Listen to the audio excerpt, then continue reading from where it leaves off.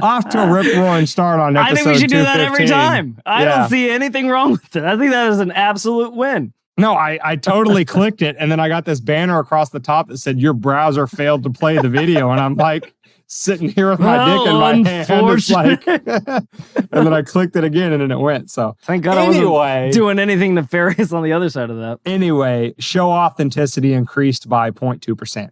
Welcome to Weapons of Meme Destruction Podcast, episode 215, which can be found at WMDpodcast.com/215. You can get the audio only on any podcast catcher. Just search Weapons of Meme Destruction. And you can get the video on YouTube, Rumble, Odyssey, and X. David. Sir. Have you heard the outrage about Orange Man this week? What has he done now? Has he opened the border and put kids in cages again? Well, did he order Starlink to North Carolina? And then it was rejected for people while Kamala went on the Call Her Daddy podcast? Yeah. Did he do anything that was misanthropic this week?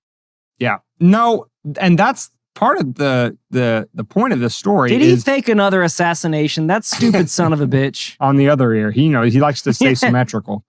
No, unfortunately, because Trump is not in power now, there's very little to complain about him today in the present time. So the lefties... That hasn't stopped him yet. What are you talking about?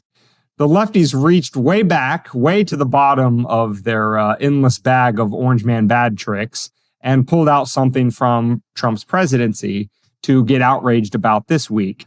And this week, it is that Trump apparently during COVID, so I think sometime in 2020, I think mid or late 2020, I don't know the exact dates, he allegedly sent COVID tests, not vaccines or any other of their quote-unquote life-saving measures, but COVID tests over to Russia. And as the story goes, if you're listening to the left, allegedly Putin advised his good buddy Trump, because, they're like, thick as thieves.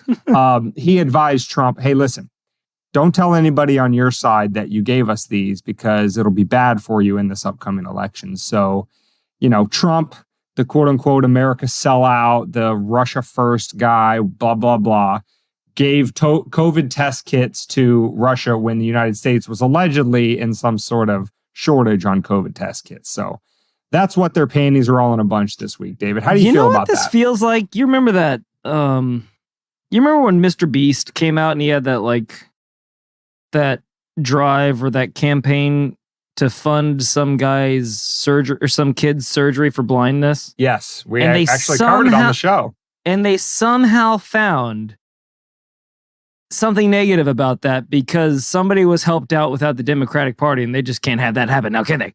So, what did we fight a war in Afghanistan for? What did we call that, Dane? We call it winning the hearts and minds, right? Winning the hearts and minds. Yes. Well, wouldn't this be killing them with kindness, Dane? Maybe with our enemies, you don't have to bomb them to shit for them to say, hey, we surrender. Or, hey, we don't like that. Would you please stop that? We'll do what you want. Sometimes you can just kill them with kindness. And I thought that we were trying to save as many lives as possible despite or in spite of borders. I thought that was our whole goal, except we didn't share any of our patented life-saving therapy with anyone else. It seemed almost like it was a profit deal when that thing came out too. So again, the moral high ground looks like it's on some pretty shaky fucking branches when they're complaining about things. Again, it's not like we took out of our own supply. Did we? Were we running short on COVID tests? Yes. That's part of the story. That's what the outrage... We could have saved more lives over here. That's what the outrage machine on the left is spitting out, is this talking point that the United States was short on its own COVID tests. And in the face of that shortage, it went ahead and took its, COVID tests from its, I guess, supply, stock, reservoir, whatever you want to call it, and sent them to Russia instead of retaining them for the United States. I guess these must be the same fucking idiots that thought COVID was polite and wouldn't attack you when you ate. So that when you went to a restaurant, you had to walk to your table like this. Like you couldn't smell anybody else's farts. But once you sat down at your table, then you could take your mask off like a normal person because COVID doesn't attack you then, right? It's like the gremlins. There's rules. Yes, Anybody that got a positive test was immediately saved. They knew that they had COVID. Therefore, it wasn't sneaking up on them. Yes, so everybody that tested positive survived, right? The Venn diagram of the people that believed that and the people that are outraged by this story is pretty much a circle. So, anyway, Jesus. But because the thing that actually prompted David and I to talk about this week, because again, if we had a podcast solely dedicated to whatever the left was outraged about at the present moment, literally this would be a Trump exclusive podcast, because if the man breathes, they're melting down. But so I want to share with you before we analyze it too much further, because we have plenty to say about this as one does. But before we do that, I want to get into and I want to share with you, the audience, and I'll read it for the audio only people, what prompted David and I to talk about it this week. So in the history of things that happened on the internet that probably didn't happen this week, we have a tweet from an account simply called Harris. And it's the handle. Man, he's a lucky little bitch to get that name, isn't he? There aren't a million bajillion other Harrises that wanted that exact handle. Well, he's not even Harris numbers 2. Well, no. I'm pretty sure you could put the name whatever you want. It's the handle that has to be unique. So the handle for the account is. So there's 35 million Harrises correct. Out there. So how do you find the one? The handle for the account is at Grandpa Harris 65. If you care to go engage in your own little bit of brain rot, fellow sane spacers. And the picture is, it says, "Make America Joyful Again." And if you'll recall why, if you're not tuned into the Harris campaign, God bless you. But the whole thing is, when everybody mocks her cackling laugh, as a sane person would, they tried to twist that around and say, oh, that's just her being joyful. And so that's kind of one of the things about her campaign they're trying to make stick, which it's kind of like that thing from Mean Girls. Like, you're not making fetch stick. You're not making Harris being joyful stick. It just, for a lady that put innocent people in prison and then still tried to keep them in prison just for the cheap labor when it was proven that they were innocent. I wonder if she's pretty joyful then. Joyful wouldn't be exactly the word you would describe her. But anyway, so the picture on this X account is "Make America Joyful Again." And it's got a cat with being happy, and it says, got the Harris Walls sign. But anyway, so here's the tweet. Quote, "My neighbor across the street has burned his Trump yard sign." What has Trump done? I inquired, because that's how people on Dane. That's an interesting way to say that's how people on X talk. I inquired. He lost his wife to COVID, which I knew. He says, "The story of Trump sending COVID tests to Putin when we needed them is too much for him. He's voting Kamala." And you might imagine that this tweet on the left was received with resounding applause, and everybody's sharing it. And it's just like the most insightful, joyous, fantastic, beautiful tweet that's ever been tweeted.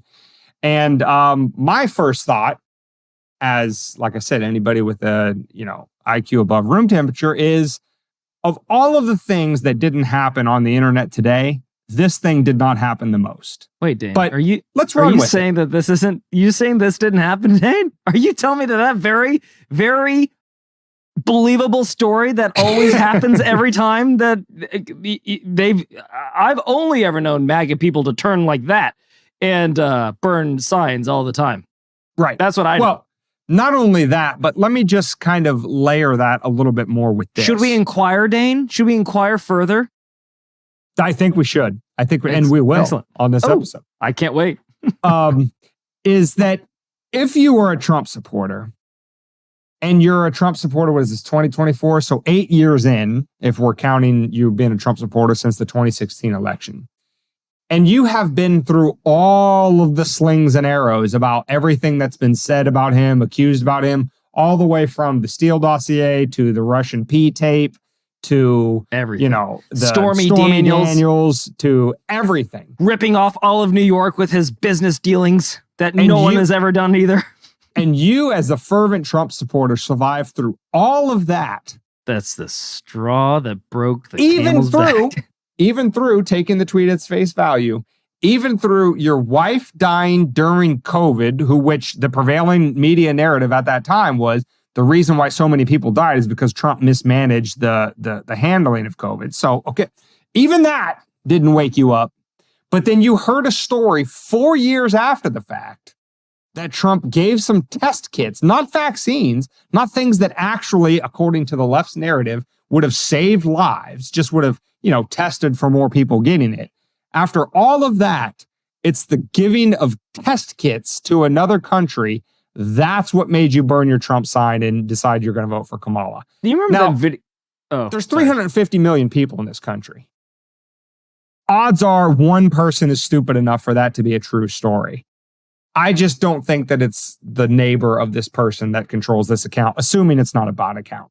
Right. I was going to say, assuming that this is an actual person and not just some, Wait, it's on Twitter, right? They got rid of all the bots. There's no way to make any more bots anymore, right? Correct. No. Okay. Not quite. So it must be. Elon hasn't perfected that part of the business yet. Oh, God. Well, I kind of mishandled my point there. But like I said, you remember that video that you sent me a long time ago of like there's a person testing a bunch of different items to see if it had COVID? Oranges, a can of Coca-Cola. And you remember the guy that came out with that actual test coming out and saying, hey, I didn't design this test to show that you got COVID. They're using it as that, but it is not my intended purpose. So again, it's a test that wasn't very accurate, that told orange juice that it had COVID, and it was also being misappropriated, medically speaking, at least. It was a rule of thumb more than just a definitive diagnosis. So again, like you said, he survived losing his wife to COVID. That was mishandled by Trump, and he still stuck with him through thick and thin. But this test that wasn't meant for this is supposed to be the straw that broke the camel's back on this Trump supporter. Right. And I'm assuming that he shared this story so that other Trump supporters will then fall in line and start burning their signs wholesale. Right. Yeah. So, that's just the surface level objection to this story, is that it's almost 95.999% not even true. But going deeper into the story, let's just take the left at its own, I guess, narrative, story, dogma, fervent belief in everything surrounding COVID. The first thing is if it saves one life, right? That was the constant refrain as they were locking people into old folks' homes in New York, causing the incidence rates to skyrocket and those people to die off extremely. Yeah. All the way to calling Ron DeSantis Death Santis and saying that Georgia opening too soon was making it, I forget, like the death capital of the world or something like that. Mm-hmm. To shaming countries like Sweden for not adopting hook, line, and sinker all of the WHO's infinite wisdom, saying that Sweden was going to have the worst ever, to Biden calling it the winter of death for the unvaccinated, the pandemic of the unvaccinated. I know you all remember all of these talking points, but, not going to shame you if you forgot them because you can't slip anything by the left. No. Yeah. So in light of all of that, and in light of David's previous point about the whole absurdity of thinking that you can walk through a crowded restaurant with a mask on, you're safe, but sit down to eat, take it off, and then you're somehow have a magical seal of around you where the virus doesn't enter. In the same vein, COVID knows no geographical or political boundaries. It doesn't care if you're Russian or Ukrainian or Israeli or Palestinian or American, Canadian. It doesn't matter, right? The virus travels far and wide, at least, within 6 feet. And we're all about saving human life, right? We're not trying to say that just because you were born on the other side of this arbitrary line, if you were born 6 inches to the Russian side versus the Ukrainian side, then your human life has less value and we want you to die and we don't care about you. That's what I thought was the whole game about COVID, and that masking up and vaccinating and all of the stuff you were told to do, 6 feet, social distancing, all of this stuff was not to protect yourself, dear selfless altruistic citizen, but to protect those around you, to protect the world, to protect others that are vulnerable, even if they don't look like you or act like you or think like you or speak like you, believe like Which you, made it have your the same responsibility president as to you. comply. Correct. With all these mandates, you were supposed to stay at home because they said that you'll save a life by staying home and getting fatter and not going out to a gym and not going out to a beach and not doing anything, but you're sacrificing your life to save other people's lives. That was the whole point. And then they're saying, well, like Dane said, but not unless Russians. they're across this line, I don't want to save any of their lives. No. Fuck them all. Right. Yeah. So That's I'm a good just way trying to win hearts and minds, by the way. I'm just trying to rationalize it in my brain. If that's the whole story, right? If it just saves one life, to boil down my entire diatribe into one pithy little phrase, shouldn't we be happy about helping our fellow man? Wasn't that the whole name of the game? No, Dane. You've got the Bible all wrong. I'm confused. Jesus said, don't turn the other cheek. Kill that motherfucker where he stands. And if he's Russian, kill him twice. All right? Yeah. Exactly. Resurrect him and kill him again. I'll bring him back. Kill him again. Kill him again. Yeah. And, the other sort of kind of underlying narrative that we didn't have the, 2020 vision of, the benefit of hindsight being 2020, no pun intended with 2020, but the time that this happened, obviously the Russian-Ukraine war hadn't happened because that actually didn't pop off until Biden was commander-in-chief.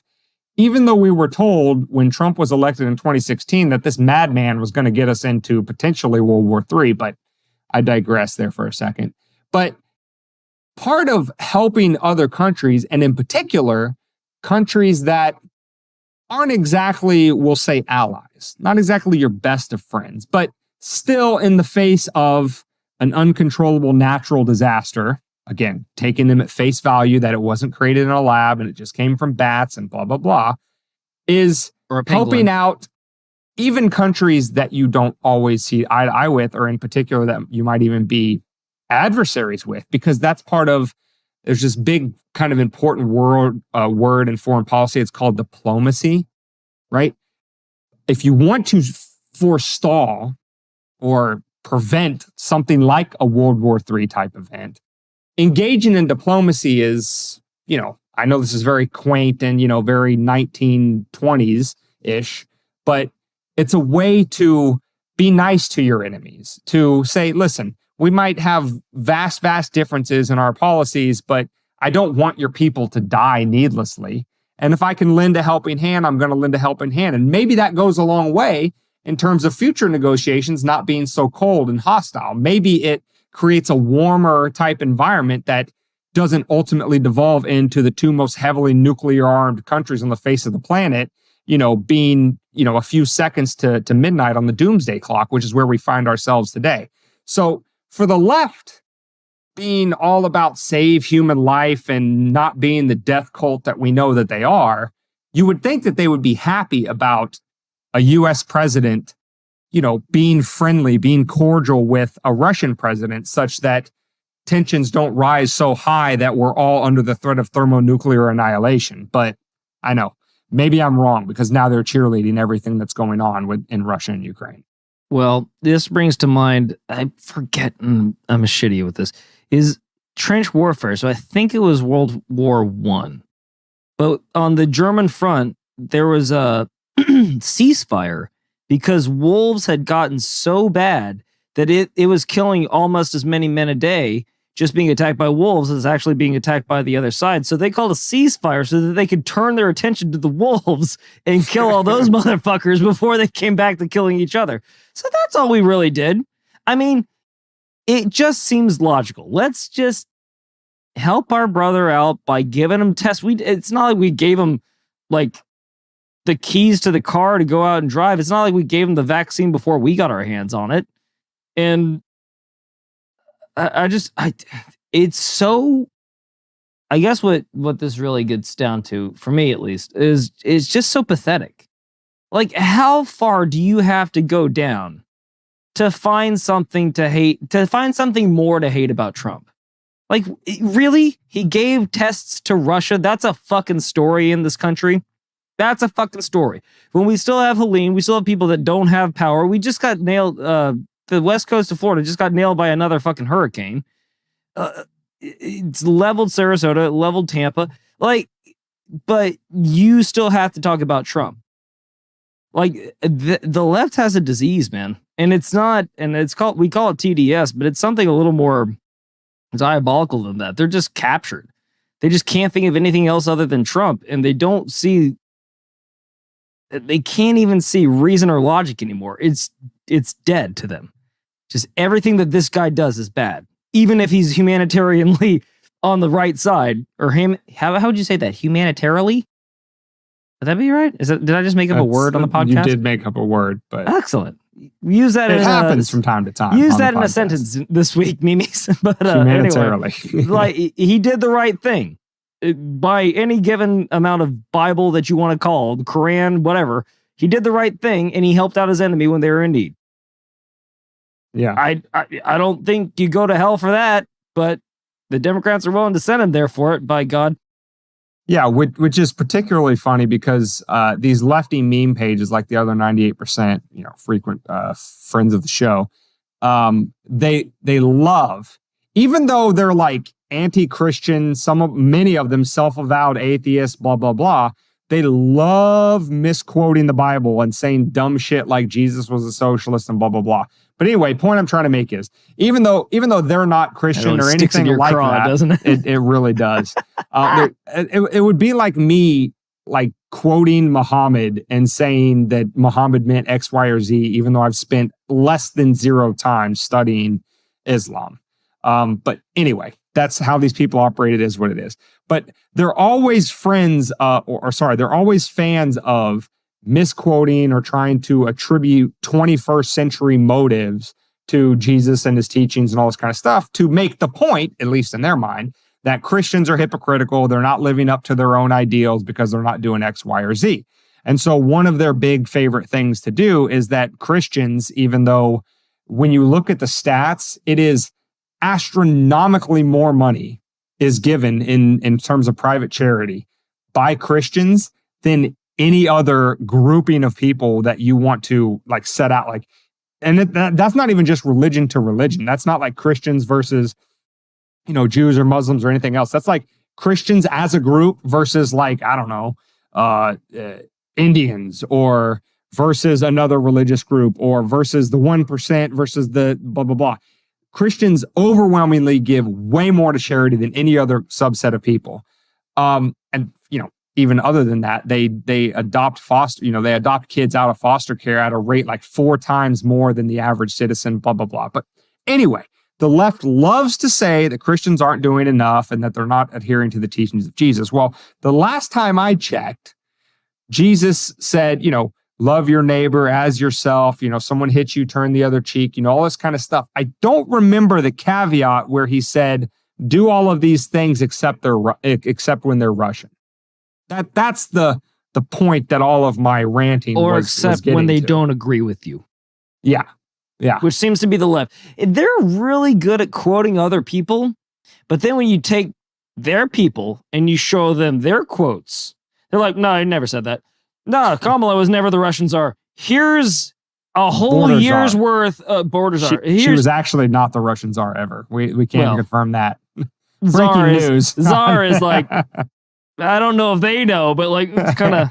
There hasn't been a Russian czar since the communist revolution, but well, there's never been a fucking United States czar either. So what the fuck are we talking about here? Anywho, moving on. Here's all the clips of everyone, even on the right and the left, saying border czar, border czar, border czar. Yeah. And here's her not doing anything, and here's her being an idiot, and here's her, and here's the 20% approval rating as a vice president, the lowest one ever. Here's you not knowing what the fuck her last name was until 2 weeks after the president. And what is he now? What do we even call Biden? Is he president? Is he president-elect? Is he president handicapped? What is, like, is he there? Is he the man who isn't there? He's still the president until January 20th, 2025. Brought to you by the same people that were hiding the fact that he was demented all the way up until the night that they couldn't. Then they're all like, we're flabbergasted. Well, we weren't here on the podcast. I mean, I remember the breakdown that we had. I was like, nothing changed. Like, that was Biden being Biden. Boy, and then we missed that one. And then we turned off our stream, went to CNN. They're like, I've never seen him in such mental disrepair. Like, you mean the 3.5 years before that didn't give you a clue? When they were giving him, like, they took a picture of the questions that were going to be asked. It was in red, and his answers were in black. A photographer took a picture of it, like, nah, that's not real. Fake news. Like, but you want me to take you guys seriously with someone burning their Trump flag because of COVID tests? Yeah. You guys have jumped the shark 20 times at this point. And to be, I don't know, I've been told by certain people that will be voting that direction. They don't understand how I couldn't vote for her. And that, my dear listeners, baffles me. Like, when you can't consider the other side's opinion for just 1 second, that means that you do no self-reflection. You have not looked at your party once in the last 12 of 16 years that you've been in power. And that scares the fuck out of me. And so that's why I'm not voting for her. Yeah, because, I mean, at the risk of, once again, violating Godwin's law, that mentality of, well, you have to vote for my side. My side is, always the side of righteousness. And that's the mentality of Germans voting for Small Mustache Man. It was, things are so bad, he's saying good things that are going to help us get out of the bad times. I'm going for it no matter what. And it's not like she's even... How did that work out in the end, Dane? Not well for a certain group of people. It's not even like she is Obama level, political guru, prime meat, right? She's not this eloquent speaker. And I mean, not that Obama really impressed me that much anyway, but he had the cadence. He had the cadence down. Yeah, he had a great cadence and he had charisma. However you define charisma, that quote unquote it factor, he had it. Can I get a glass of water? Yeah, he had that. She doesn't. So it's not. So even if the Democratic Party was as much of a train wreck as it currently is in terms of, being as increasing vitriolic in a foreign policy context, whether it be Israel and Russia, Ukraine, et cetera, constantly pushing us to more and more, severe conflict all over the world, to failing border policies, to, rampant ongoing inflation, et cetera. If the Democratic Party was exactly today as it is, but you had a candidate that was the quality of candidate of an Obama versus a Kamala Harris, then I could have at least, it would pass the laugh test for somebody on that side to be like, yeah, I'm going to vote for him because he sounds good and all this kind of stuff. But when you pair her parties, which is the current party in power, by the way, when you compare its records and its policies, and then you have as horrendously atrocious of a candidate as she is, tone deaf, has no it factor, has the charisma of, I don't know, what's something that I can say that's insulting that has less than negative charisma? Or as the kids these days say, dirty dishwashing sponge. As the Gen Z kids say these days, that she has no aura. Don't do that. Okay. Don't do that. You're not digging her vibe, Dane. Yeah. It's not chill. You don't vibe on her. Okay. So for somebody, to the people that your acquaintances, whether you call them friends, family, whatever they are, for them to have her in the face of that party with that record currently in power, and to just not even fathom, even as a thought experiment, to fathom, how could somebody possibly vote against my candidate? If you can't come up with one legitimate reason that if you say, well, I see if the world sees this person, or if this person sees the world this way, I can see how they would vote against her. If you can't do that, you're way too far gone. Because I could do that with I could even do that with Ron Paul. And he was by far the best presidential candidate we've had ever. the only person that I would be truly proud to cast a vote for. And even I could step outside of that for a second, be objective and say, well, if this person sees the world this, well, not even his weaknesses, but if I say, if this person sees the world this way, I could see why they would not vote for him and blah, blah, blah. But if you can't do that for a candidate like Kamala, it is. I don't know what to tell you. You're way too far gone. You're beyond rational and reason. And again, if you do drink that particular Kool-Aid and you do think that Trump is honestly the worst president that's ever, he's going to install a totalitarian dictatorship because he's joked about it in the past. Again, he was already president and he didn't do any of that shit. And all the stuff that you guys have been riling up over the past, how long has this fucking campaign been going? A year? Everything you've threatened that he's going to do, your party has done it times already. 10. Already. And didn't just do it to him, but did it to RFK too. Because you guys couldn't have a third party in the ballot because you didn't want to, because it would have benefited Trump too much. So you've already weaponized the DOJ. You've already turned this entire country into a fucking boiling pot. And then when people take shots at the president, not only do you don't even self-reflect then to say, maybe we should tone this shit down. You double down and say the worst thing that happened on July 13th was that he missed. Again, when you can't see the perspective from the other side, it just means that you have no self-reflection on yours. And that's terrifying to me.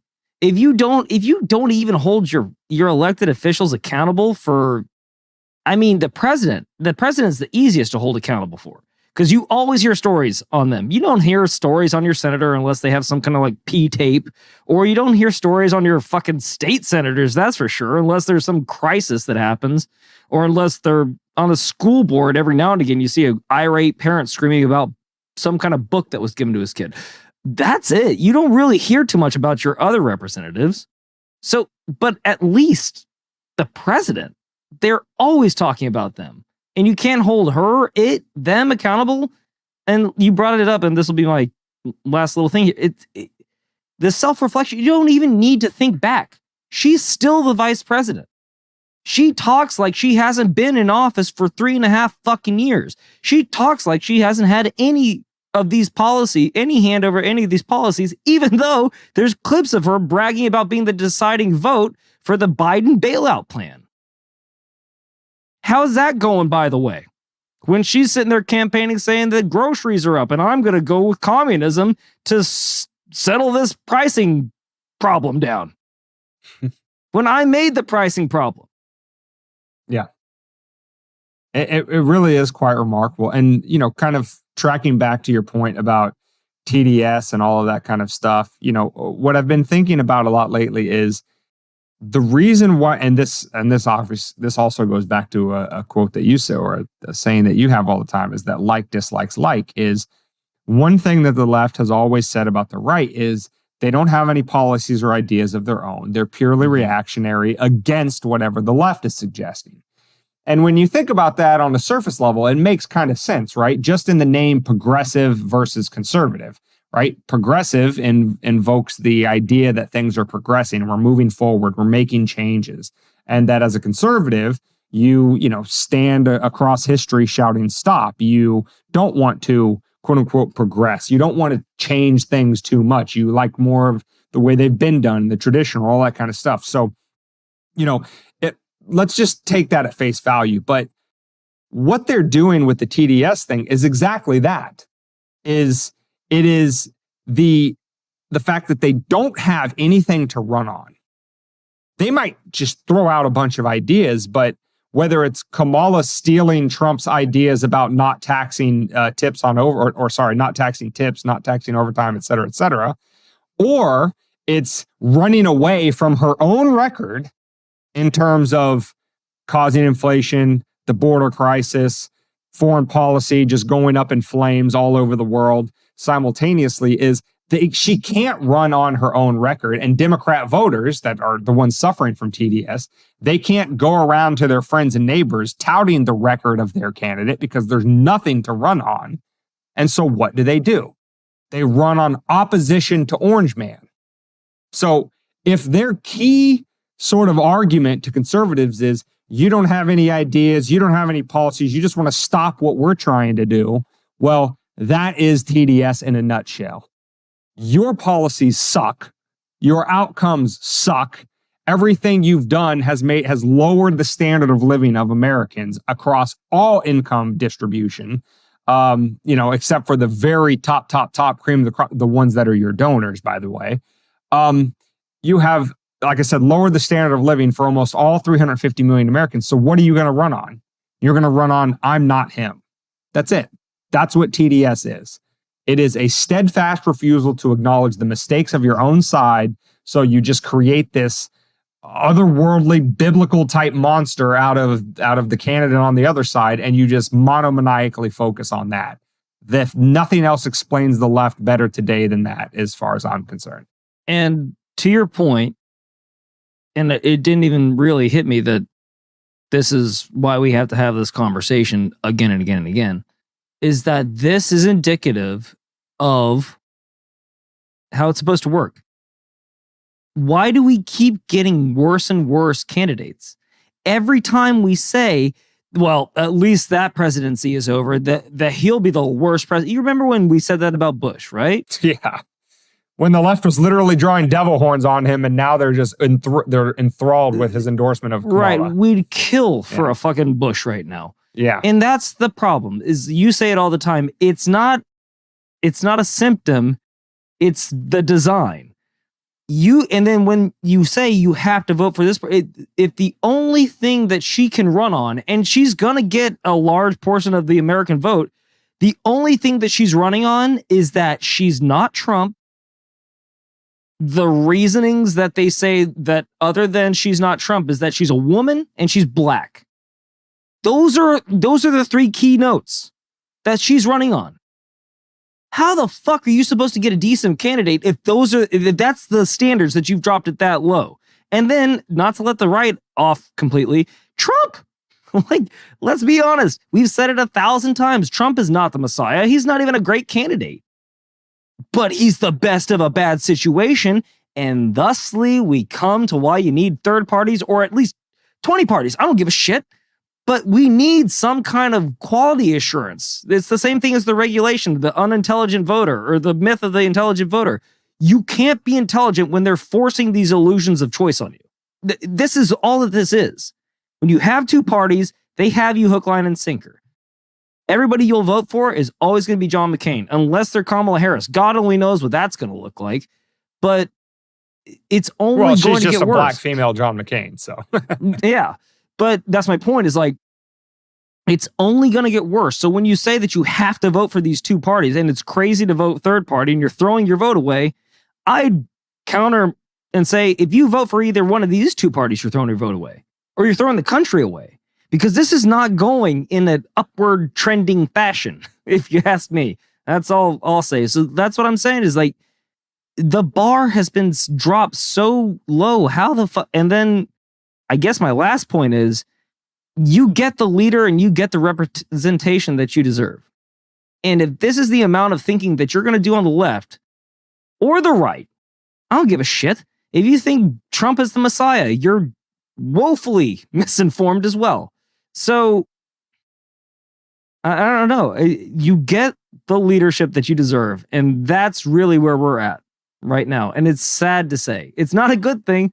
We don't have fucking John Fitzgerald Kennedy in there trying to change shit. I'm not saying he was the best, but he was the last guy that tried to change shit in Dallas. Didn't end well for him. So Dallas. Anyway. The only friendly amendment I would add to the last thing that you said there about the leadership that you deserve is, unfortunately for the vast majority of us, because actually the majority of Americans who are of voting age don't vote. And that's not even to cast aspersions on them. That's just saying the objective truth. And to be honest with you, I can't blame them. Yeah. I mean, faced every 4 years with the quality of candidates that are constantly put forward by the two big parties, and that it's going to be one of those two, and no matter what, I really blame the vast majority of Americans that are voting age and choose not to? It's a waste of their time, and I don't blame them. But even of those that do vote, they are getting the leadership foisted upon them that maybe they don't necessarily deserve, because they would go with someone else and do something else. Or if God forbid that the candidates were just preordained to have worse and worse candidates every single election, at least neuter the government so much that even if you do get the pinnacle of morons in the most powerful office in the most powerful country on the face of the planet, that they really can't do that much because they don't have that much authority over your individual life and daily decisions anyway. That would be an ideal scenario. But unfortunately, that trend is the exact opposite of the direction things are going. It seems like over and over, the government collects more and more power to itself.